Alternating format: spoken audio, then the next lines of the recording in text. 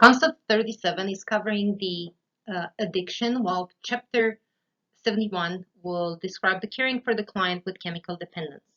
Many people don't understand why or how other people become addicted to drugs. They may mistakenly think that those who use drugs will lack moral principles or willpower and that they could stop their drug use simply by choosing to. However, in reality, drug addiction is a complex disease and quitting usually takes more than good intentions or a strong will. Drugs change the brain in ways that make quitting hard, even for those who want to.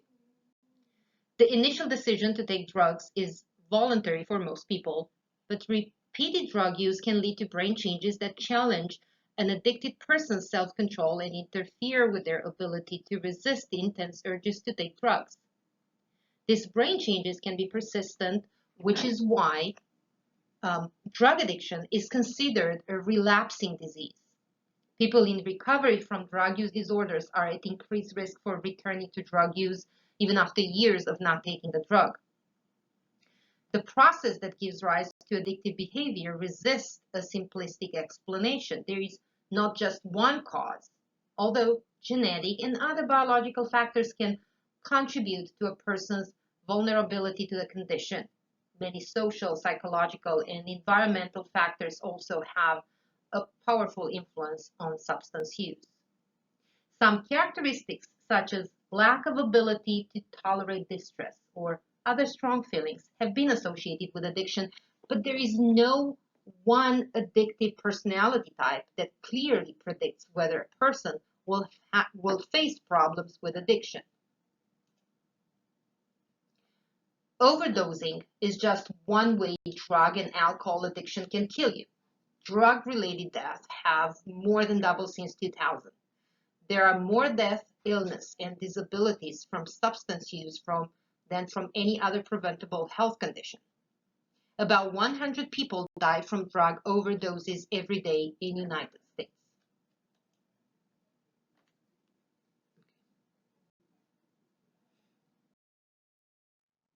Overdosing is just one way drug and alcohol addiction can kill you. Drug-related deaths have more than doubled since 2000. There are more deaths, illness, and disabilities from substance use than from any other preventable health condition. 100 people die from drug overdoses every day in the United States. Please take a moment to pause this presentation in order to review the goals for this concept. Since we are doing 2 chapters during this discussion, I have included separate slides for each chapter.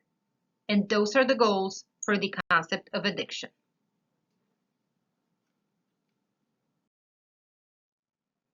Those are the goals for the chapter 71, caring for the chemical dependent clients.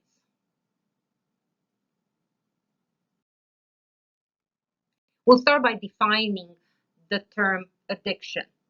And based on Tabor's Cyclopedic Medical Dictionary, published in 2009, a person with an addiction uses a substance or engages in a behavior for which the rewarding effects provide a compelling incentive to repeat the activity, and this despite detrimental consequences. Addiction may involve the use of substances such as alcohol, inhalants, opioids, cocaine, and nicotine, or behaviors such as gambling, eating, pornography, or work.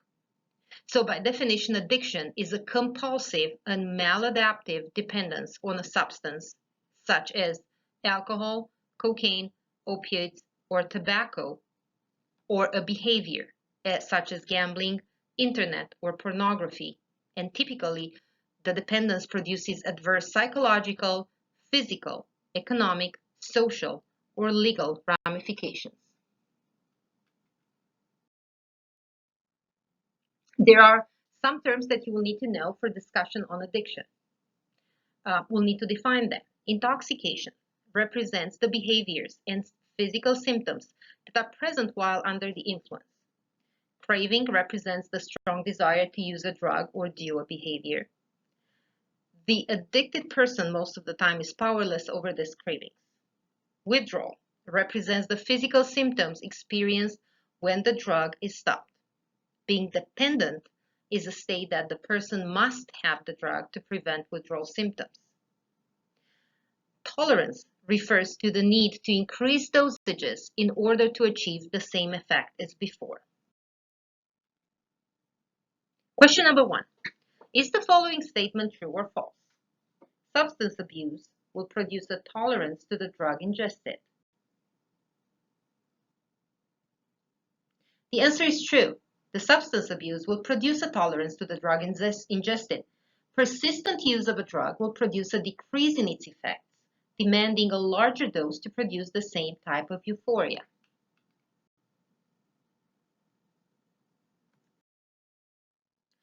From a scope and categories point of view, this concept presentation will examine addiction from the perspective of two broad categories: the substance addictions and the behavioral addictions. So, addiction is a psychobiological disease. It is not a matter of poor morals nor of willpower. It is not a choice. But it does begin with the first use or experimentation. Because it was a pleasurable experience, it is repeated often, and in some people, the brain actually rewires itself and demands the substance as a means to survive. If the person will try to stop, they are unsuccessful and will experience withdrawal symptoms. For example, alcoholism is a family disease because it affects the family as a whole and each member individually. Living with an addict means being in an unsafe environment filled with disruptions to normal routines, the tension of strained relationship, and dishonesty. The disease of addiction affects every family member's life, attitude, and way of thinking, perhaps more dramatically than it does for the abuser. It causes serious emotional, psychological, and even physical effects on the family and friends of the addict.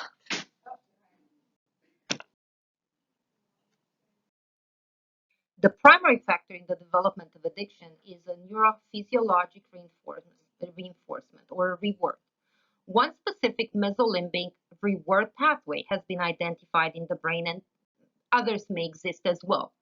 This pathway involves dopaminergic neurons that originate in the ventral tegmental area, or VTA, and projects into the forebrain, particularly to the nucleus accumbens.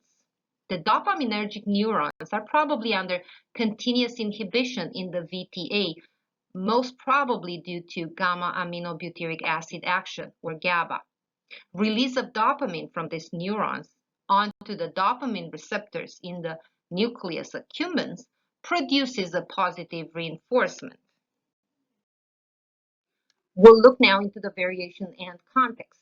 There is some controversy regarding whether behavioral addiction exists, but as new developments occur in understanding brain neurochemistry, it is becoming more evident that substance addictions and behavioral addictions are the result of similar neurochemical processes. It should be noted, however, that the only behavioral addiction classified in the DSM-5 as a mental disorder is the gambling addiction. Other behavioral addictions, as internet or sex, were considered but abandoned. Substance addiction can occur with many drugs, but the most common include opiates, as heroin, OxyContin, hydrocodone, opium, fentanyl, morphine, demerol, methadone, or codeine.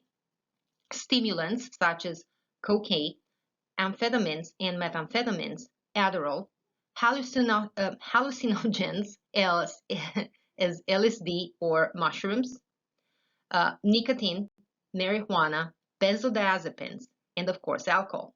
Other examples of behaviors that can cause an addiction are shopping, work, exercise, food, video gaming, even seeming now we are thinking into adding the plastic surgery as an addiction. Let's see what will be some consequences. Depending on the individual and the particular addiction, the consequences of addiction are highly variable. However, an understanding of particular neurochemical processes known as habituation and adaptation forms a conceptual foundation for understanding all addictions. Habituation begins when Neurons that receive a repetitive stimulus chemically inhibit their own receptors to restrict the stimulus. Habituation permits and allows the organism to tolerate primal suffering, such as hunger or hunger pain during a famine, but habituation also facilitates higher order functioning. For example, it allows students to study in the presence of background noise. As a result of habituation, city dwellers are able to sleep in the presence of city sounds such as traffic noise or sirens. If a repetitive stimulus persists, then neurons will permanently restrict a sufficient number of their own receptors to permit functioning of the organism in the presence of the stimulus. And this is called adaptation. In evolutionary terms, adaptation began as a survival mechanism, allowing the organism to establish a new equilibrium in the presence of an unceasing long-term stimulus. Once adaptation to a repetitive stimulus occurs, the stimulus must be increased to overcome the adaptation for there to be perception of the same stimulus. In other words, a user of cocaine who has adapted to a particular dose, for example, will no longer perceive a high on the same dose. Therefore, the dose of cocaine must be increased to get high.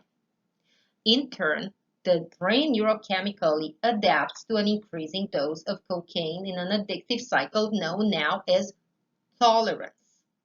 That is habituation and adaptation. As a result of that, we'll develop tolerance.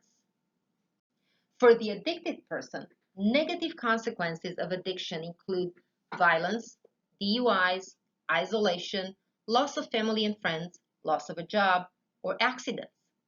Despite all those negative consequences, the addict is unable to quit the addiction. This is one of the qualifiers in the DSM for substance abuse disorder. Let's look at the risk factors. There are 6 risk factors for addiction, and we'll start with the first one, which is the genetics. Addiction does not have to do with lack of morals or weak willpower. The chemical reactions that occurs in a person's brains when they are addicted are noticeably different than the ones that occur in a person without one. That is why some people can smoke cigarettes on occasion for pleasure, while others need them much more frequently in order to function. One of the major risk factors for addiction is heredity. In fact, the National Institute on Drug Abuse states that as much as half of a person's risk of addiction to alcohol, drugs, or nicotine comes down to genetics. And that is why it is common for those with family members who have experienced addiction to turn into addicts themselves.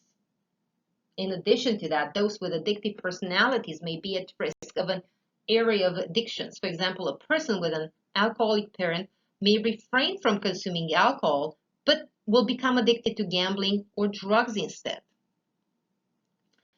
Environmental factors can also increase a person's risk of addiction. Children and teens whose parents are inadequately involved in their lives may take more risk and experiment with drugs and alcohol. A young person who experiences neglect or abuse from parents may turn to alcohol or drugs as a way to cope with their emotions. Other risk factors for addiction include peer pressure, especially when it comes to young adults. Pressure from friends or classmates to fit in with a crowd can cause people to experiment with substances that can develop into an addiction, even if the pressure is not aggressive or overt. Substances that are available in one social group can also increase the risk factors for addiction. For example, alcohol is often available in large quantities amongst college students and their popular social settings. A person who is attempting to recover from an addiction has to avoid environmental triggers, which can include people, activities, or settings. For example, they may have to stay away from people who they used to do drug with.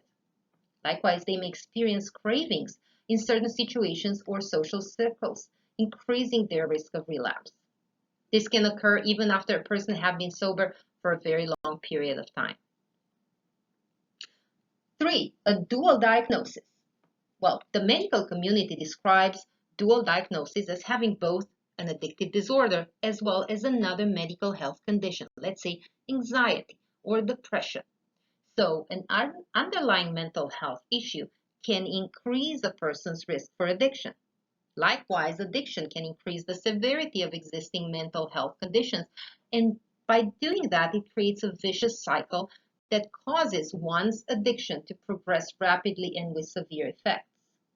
A person may feel as though using drugs or alcohol decreases their symptoms for some time, but addiction will only make things worse in the long run. Risk factors for addiction also include other medical conditions. For example, a person who takes prescription pain medications following surgery may be at risk of prescription drug addiction.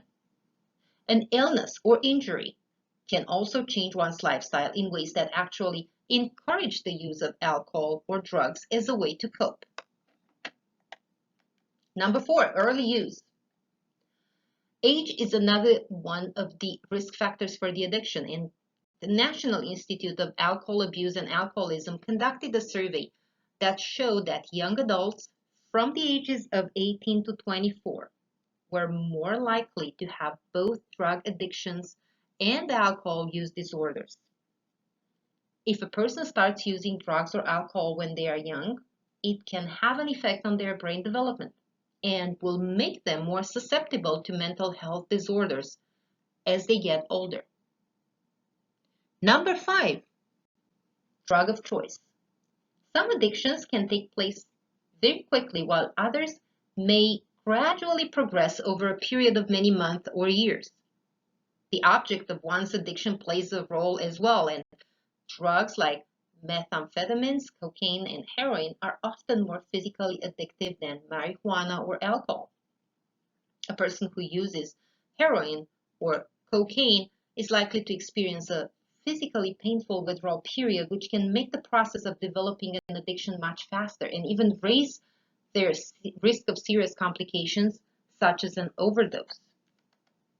Number 6, method of use. Some methods of using substances can increase a person's risk factor for addiction.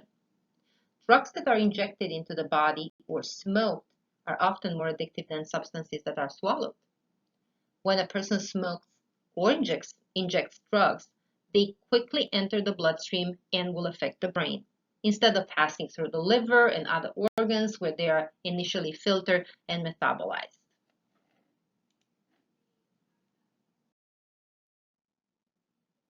We'll look now and describe the assessment.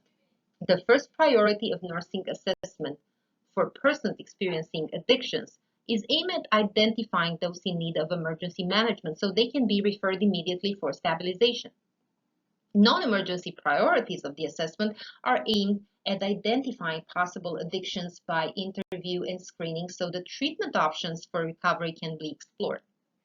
The client may consider the disclosure of addictions to be risky, so it is important to reassure the patient that the information is always confidential. Even so, because of the presence of deception and denial in addictive processes, patients are unlikely to disclose addictive accurately. For this reason, it is recommended that the nurse build trust and rapport by using a therapeutic communication technique called motivational interviewing. The motivational interviewing represents a counseling method that helps people resolve ambivalent feelings and insecurity to find the internal motivation they need to change their behavior. It is a practical, empathetic, and short-term process that takes into consideration how difficult it is to make life changes.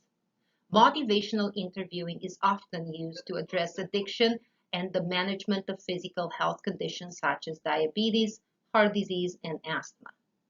This intervention helps people become motivated to change the behaviors that are preventing them from making healthier choices.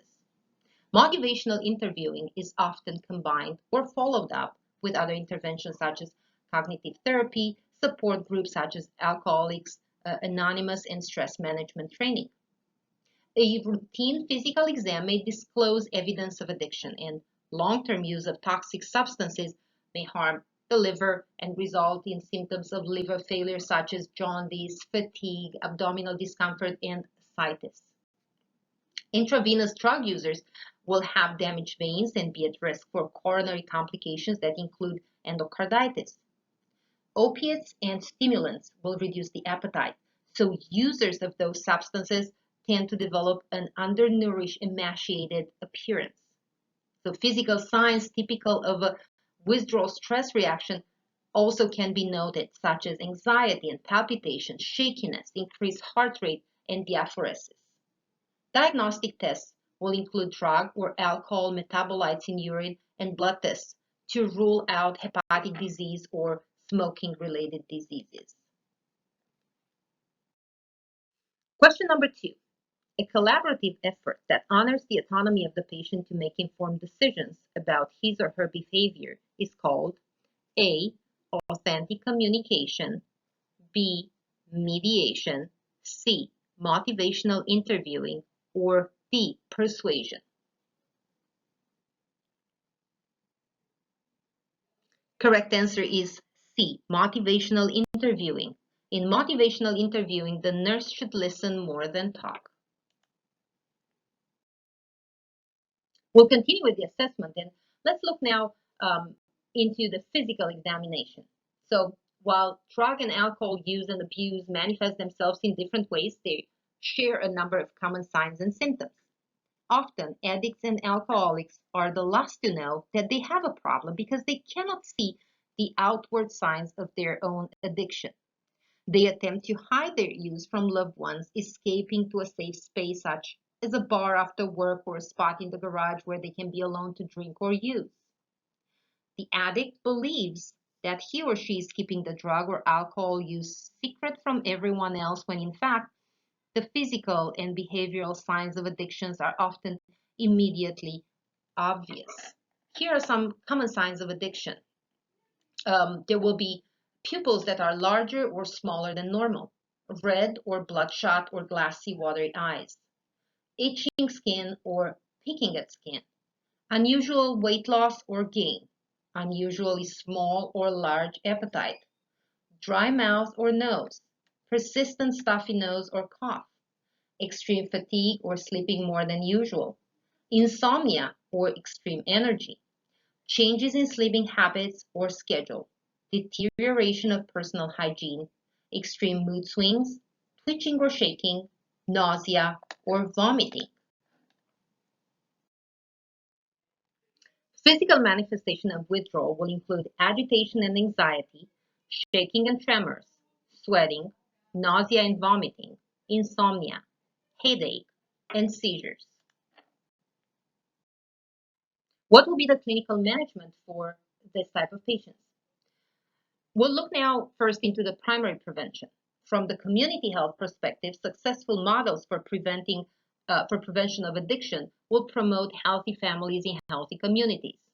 NIDA suggests that a well-constructed community plan first will identify the specific drug problems in that community and then will build on existing resources in order to develop short-term goals and projects that will include the assessment of outcomes. On a personal level, however, development of positive coping strategies such as exercise, meditation, journaling, pursuing a personal spiritual orientation, maintaining a sense of humor with positive attitude, and enjoying recreational activities and hobbies are very important.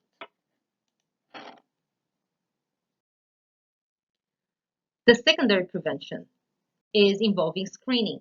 The United States Preventive Services Task Force recommends screening all adults over age 18 for alcohol misuse. There are many screening tools available for use. TAPS screens for tobacco, alcohols, and other substances. What will be some collaborative interventions? The primary goal of emergency management is to prevent life-threatening complications that occur as a result of substance consumption or that result as the substance clears the system. Presenting signs and symptoms depend on the doses of the substance or the substance combination that may have been taken, and the nurse should institute basic life support measures as needed until toxicology findings are confirmed and resuscitation efforts are directed now by advanced practice personnel. Many agents may impact the respiratory system, and respiratory management will include monitoring in terms of rate, depth, and oxygen saturation, and support, oxygen administration, ventilation, and medication administration. Cardiovascular support includes as well monitoring, heart rate, blood pressure, and electrocardiography, and support, intravenous fluids, medication, and/or resuscitation. Opiate overdose risks, respiratory arrests, and naloxone is a rapid-acting drug that restores the respiratory function by blocking the opiate receptors almost immediately. Nurses who administer naloxone should be aware of the potential for violence by the patient attributable to panic and fear as consciousness is restored. Acute alcohol withdrawal syndrome is as well a life-threatening condition that may occur unexpectedly whenever long-term and daily alcohol consumption is abruptly discontinued. When it occurs, the onset of alcohol withdrawal syndrome is highly variable, usually beginning within 6 to 9 hours of the last drink. Signs that may lead the nurse to suspect the onset of alcohol withdrawal syndrome are alterations of mental status, tremors, seizures, tachycardia, and hypertension. Late signs such as bradycardia or hypotension are indicative of cardiovascular collapse and the impending need for resuscitation. Other signs of possible alcohol withdrawal syndrome are irritability, depressed mood, impaired concentration, dizziness, hyperreflexia, ataxia, pyrexia, anorexia, and insomnia. Wernicke encephalopathy is the presence of neurologic symptoms caused by biochemical lesions of the central nervous system after exhaustion of B vitamin reserves, and in particular of thiamine. The condition is a part of a larger group of thiamine deficiency disorders that includes the beriberi in all its forms and alcoholic-Korsakoff syndrome. When it occurs simultaneously with alcoholic-Korsakoff syndrome, it is known as Wernicke-Korsakoff syndrome. Wernicke-Korsakoff syndrome is colloquially called wet brain by alcoholics.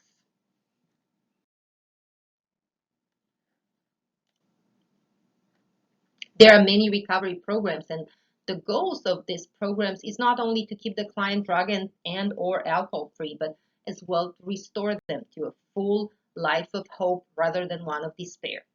There are two-step programs such as Alcoholics Anonymous or Narcotics Anonymous. There are secular recovery groups and more evidence-based recovery programs such as Smart Recovery. What a person learns during rehab and any extended recovery program is how to steer clear of drugs and alcohol through relapse prevention and developing positive and healthy methods of coping to continue living a happy, drug-free life. The next part of collaborative intervention will involve the pharmacotherapy or the use of drugs. Well, the pharmacotherapy is the treatment of a disorder with a medication. And in the treatment of addiction, medications are used to reduce the intensity of withdrawal symptoms, to reduce the alcohol and other drug cravings, and reduce the likelihood of use or relapse for specific drugs by blocking their effect. The primary goal of medication-assisted treatment is for the patient to achieve fully sustained remission. A physician trained in addiction medicine may prescribe some of this to patients in recovery. There will be some examples now. We have methadone. Methadone is part of a category of drugs called opioids. Even though it is safer than other narcotics, it can still be addicting. It is used as a replacement for heroin and other painkillers. Suboxone. Suboxone contains a combination of buprenorphine and naloxone. Buprenorphine is an opioid medication, while naloxone will block the effects of opioid medication, including pain relief or feelings of well-being that can lead to opioid abuse. The buprenorphine keeps the client from having withdrawal symptoms, while the naloxone prevents them from getting high. Clonidine. Clonidine is often used to help alleviate uncomfortable withdrawal symptoms caused that are associated with addiction. It works by blocking chemicals in the brain that trigger sympathetic nervous system activity, and by doing that, reducing the length of the detox process. This is actually, clonidine is in fact an antihypertensive medication. The smoking cessation drugs is bupropion, a nicotine agonist that blocks the pleasure response, helping to reduce the desire to smoke. As a category, as a class of drugs, it is an antidepressant and as an SSRI. Nicotine replacement therapy. It's a program method of weaning of an individual off smoking through measured and low doses of nicotine. Varenicline. It's a partial nicotine agonist that mimics the action of nicotine in the body to help eliminate cravings and withdrawal symptoms. Antagonists will be those drugs that are blocking the high.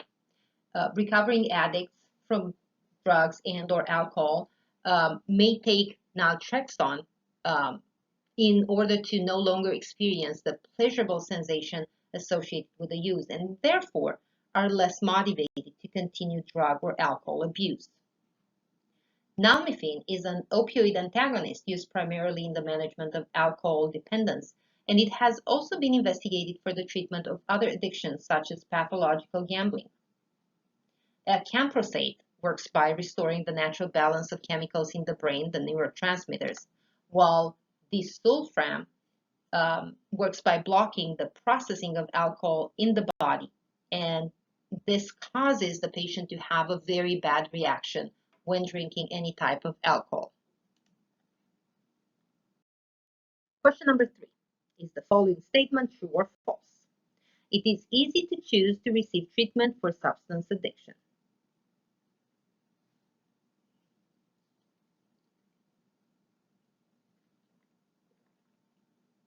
The answer is false. Although there may be many opportunities for treatment, it's very difficult for someone to admit his or her addiction and take personal responsibility in the situation, which in fact is the most important step toward the successful treatment.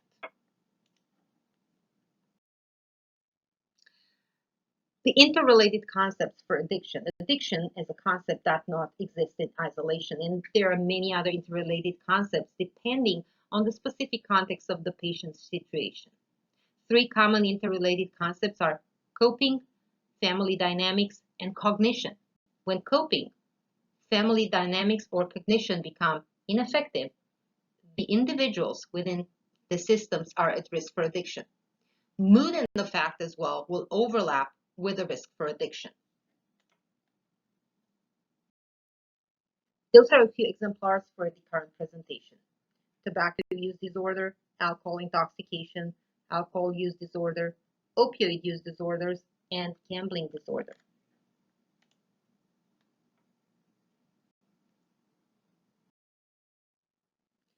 Nicotine dependence.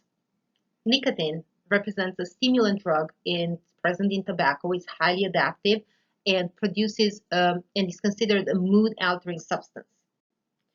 The absorption of nicotine can be done through inhalation or through the mucous membranes of the mouth while the tobacco is chewed. In terms of the effects, it will cause an increase in the carbon monoxide blood level, will be a risk factor for development of gastric ulcer, for it will produce a peripheral blood vessel constriction, and by acting on the alveoli wall structure will cause them to become overstretched and inelastic. In terms of consequences of smoking, nicotine and smoking is related to 90% of all cases of lung cancer and COPD death. It's involved as well in coronary artery disease development, peripheral vascular disease, and low birth weight for babies. The general recommendation for nicotine dependence is the cessation of the habit. That can be done through, and the client can be helped through brief counseling and follow-up, or through more intense measures as behavior modification programs. In terms of pharmacologic therapy, nicotine substitutes can be used, and also pharmacologic therapy can be used to avoid withdrawal symptoms.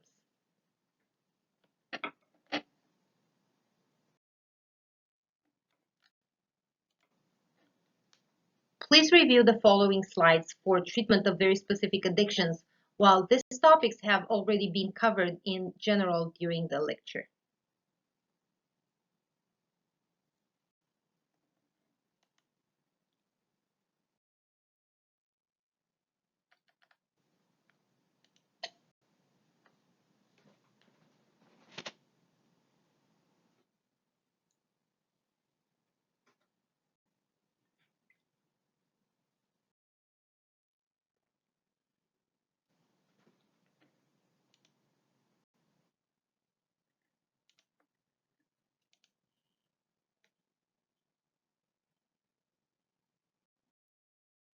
Question number 4. Is the following statement true or false? In treating alcohol dependence, it is vitally important to undergo detoxification during withdrawal.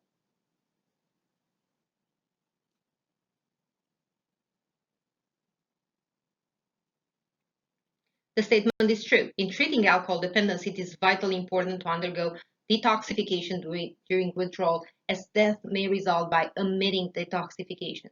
Additionally, it is also important to include nutritional, medication, and psychological therapy, including support group, to foster successful rehabilitation.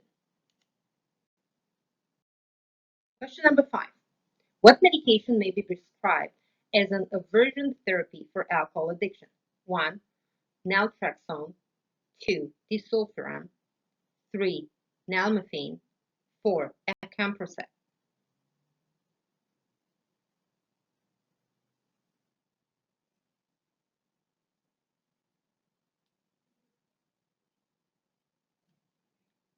The correct answer is 2. Disulfiram, or antabuse. The intent of aversion therapy is to extinguish a negative behavior by pairing it with an unpleasant consequence.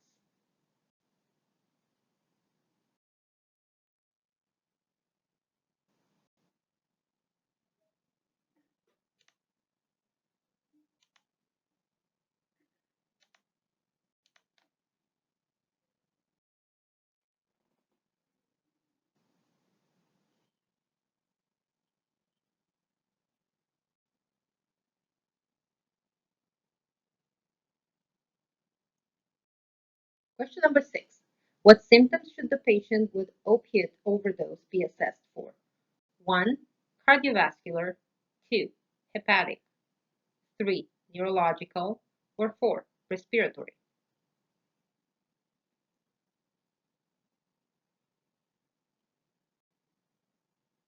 Correct answer is number 4. Respiratory. Opiate overdose risks respiratory arrest.